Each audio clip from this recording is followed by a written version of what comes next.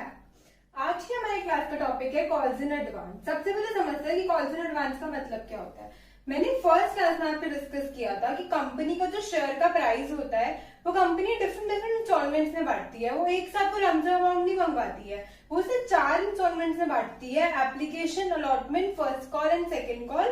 और जैसे जैसे उसे पैसों की जरूरत पड़ती है अपने शेयर होल्डर से घर पे नोटिस भेजती है और शेयर होल्डर्स के पास जितने शेयर्स उन्हें अलॉटेड होते हैं उसके हिसाब से वो उतना पैसा भेज देते हैं कंपनी के बैंक अकाउंट में। तो कभी कभार क्या होता है कि कंपनी को जितने शेयर सब्सक्राइब करने होते हैं उससे ज्यादा की उसके पास सब्सक्रिप्शन रिसीव हो जाती है। तो कंपनी क्या करती है, हमने पढ़ा था कि डिफरेंट डिफरेंट उसमें आगे फर्दर कॉल्स में एडजस्ट कर देती है।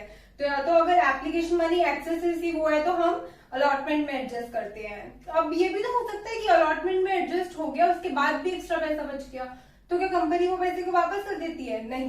प्रैक्टिकल लाइफ में होता है कंपनी उस पैसे को फर्दर फर्स्ट कॉल में एडजस्ट करती है और अगर उसके बाद भी पैसा बचता है तो वो सेकंड कॉल में एडजस्ट करती है और अगर उसके बाद भी पैसा बचता है तो वो उनको रिफंड कर देती है क्योंकि उसके बाद उससे कुछ नीड नहीं होती उस पैसे की। तो आज हम इसी कॉन्सेप्ट को एक क्वेश्चन के थ्रू समझेंगे, कॉल्स इन एडवांस के कॉन्सेप्ट को।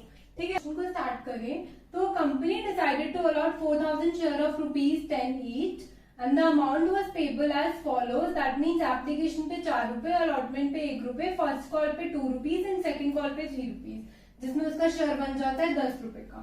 ठीक है, application for 10,000 shares were receive. Okay, तो कंपनी 4000 शेयर्स इशू कर रही है और 10,000 की उसके पास एप्लीकेशन रिसीव हुई है। So the company rejected 1000 shares. Okay, and pro rata allotment was made to remaining applicants और मनी वॉज ड्यूली रिसीव। तो मतलब इसमें कोई कॉल्स इन एरियर्स नहीं है। ठीक है, तो इस क्वेश्चन में भी 2 तरीके के शेयर होल्डर्स, मतलब 2 तरीके के एप्लीकेंट्स हमारे पास आए हैं। एक लिस्ट ए बनेगी और लिस्ट बी बनेगी।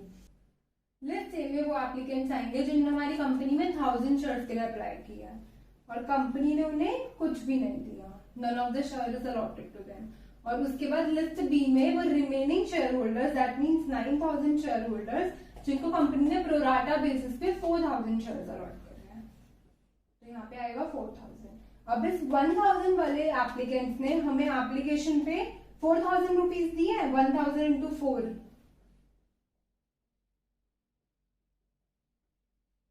ये हम ना कैपिटल में ट्रांसफर नहीं कर रहे हो कि हम इनको रिजेक्ट कर रहे हैं, तो कंपनी सीधा इनका ये पैसा रिफंड कर देगी। उसके बाद ये जो 9000 के एप्लीकेंट्स हैं इन्होंने कंपनी को 36,000 रुपीज दिए हैं, 9000 इंटू 4 के हिसाब से, जिसमें से कंपनी उनको सिर्फ 4000 शेयर अलॉट कर रही है। तो कंपनी अपनी कैपिटल में 4000 इंटू 4 के हिसाब से ट्रांसफर करेगी, दैट मीन 16,000। अभी भी कंपनी के पास एक्सेस 20,000 है जो कंपनी इन तीनों कॉल्स में एडजस्ट करेगी और अगर उसके पास फिर भी फर्दर पैसा बच जाएगा तो वो उसको रिफंड कर देगी। तो अब हम यहाँ पे देखते हैं कि कंपनी अपनी अलॉटमेंट में कितना पैसा 20,000 में से एडजस्ट करेगी। 4000 इंटू 1।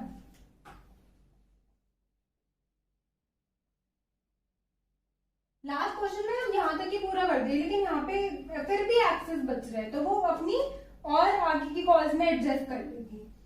ठीक है, तो अभी भी उसके पास एक्सेस मनी बच रहा है 20,000 माइनस 4, 16,000 का अभी भी उसके पास एक्सेस मनी है।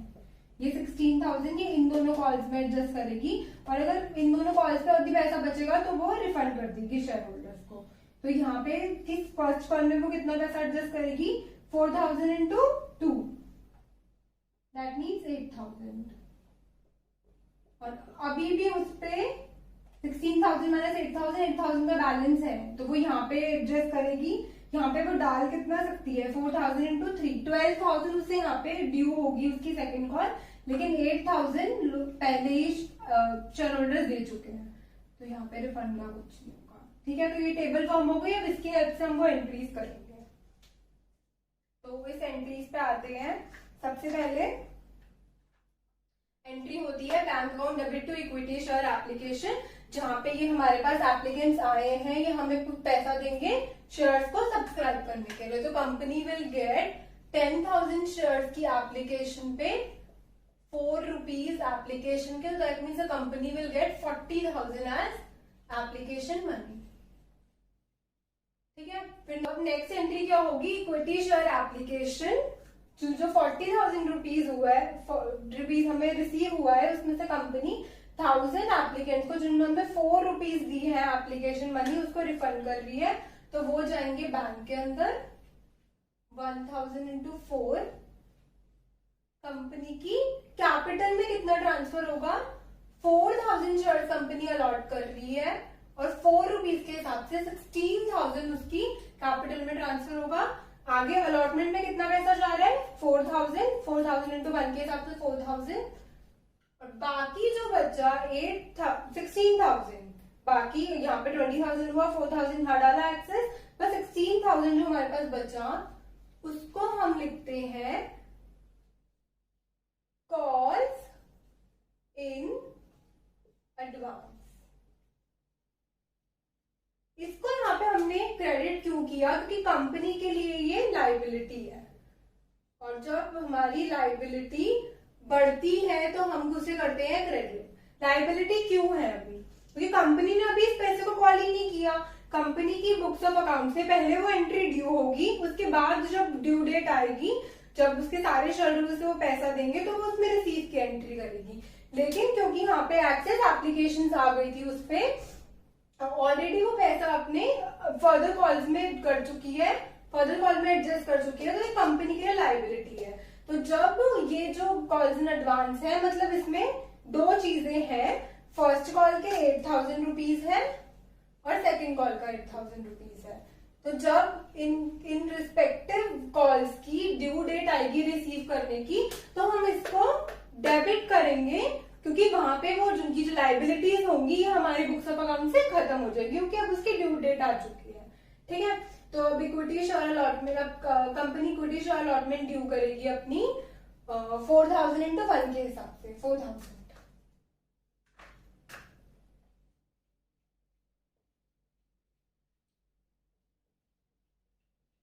उसके बाद कंपनी की अलॉटमेंट का पैसा पहले ही रिसीव कर चुकी है पूरा, हमने यहाँ पे लिखा था टू इक्विटी शेयर अलॉटमेंट 4,000, तो मतलब अब कंपनी की अगर हम देखें तो बुक्स ऑफ अकाउंट्स में अलॉटमेंट है ही नहीं। यहाँ पे अलॉटमेंट 4,000 से क्रेडिट हुआ, यहाँ पे 4,000 से डेबिट हुआ, तो यहाँ पे वो पूरा कैंसिल हो चुका है अलॉटमेंट। ठीक है, अब उसके बाद नेक्स्ट एंट्री कंपनी अपनी फर्स्ट कॉल को ड्यू करती है, तो 4,000 इंटू 2 8,000,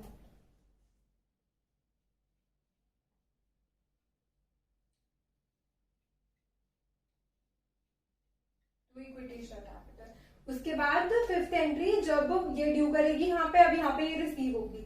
अब रिसीव की जो एंट्री करते थे हम पिछले क्वेश्चन में यहाँ लिखते थे bank account debited to equity share first call, क्या लिखते थे, bank account debited to equity share first call.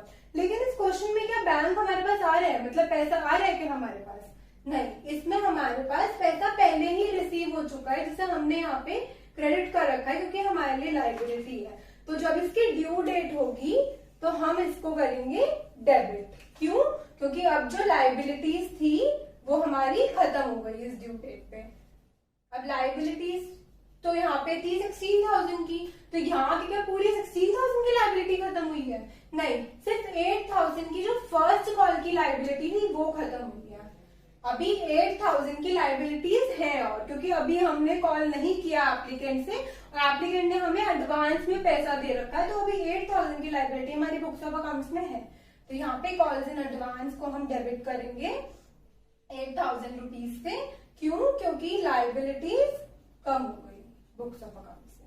ठीक है, अब company equity share second call due करेगी, तो एंट्री क्या होगी, equity share second call to equity share capital किस अमाउंट से, 4,000 इंटू 3, 4,000 एप्लीकेंट्स हैं, 4,000 अलॉटेड शेयर्स है और 3 रुपीज के हिसाब से ड्यू हो रही है, तो दैट मीन्स 12,000 रुपीज से कंपनी सेकंड कॉल को ड्यू करेगी। उसके बाद ड्यू डेट आने पे एप्लीकेंट शेयर होल्डर्स उसको पैसा देंगे, उसके बाद ड्यू डेट आने पे शेयर होल्डर्स को पैसा देंगे, तो कंपनी की बुक्स ऑफ अकाउंट्स में होगी bank account debit to equity share second call. कितना पैसा देंगे शेयर होल्डर्स, 12,000 रिसीव होने चाहिए थे, जिसमें से 8,000 कंपनी पहले रिसीव कर चुकी है, तो अब कितने रिसीव होंगे? 4000। 12,000 माइनस 8,000, 4,000। और उसके बाद अब जो ये लाइबिलिटीज हमारी 8,000 की यहाँ बची थी और वो भी बुक्स ऑफ अकाउंट से खत्म हो गई, तो हम यहाँ पे कॉल्स इन एडवांस को वापस करेंगे डेबिट।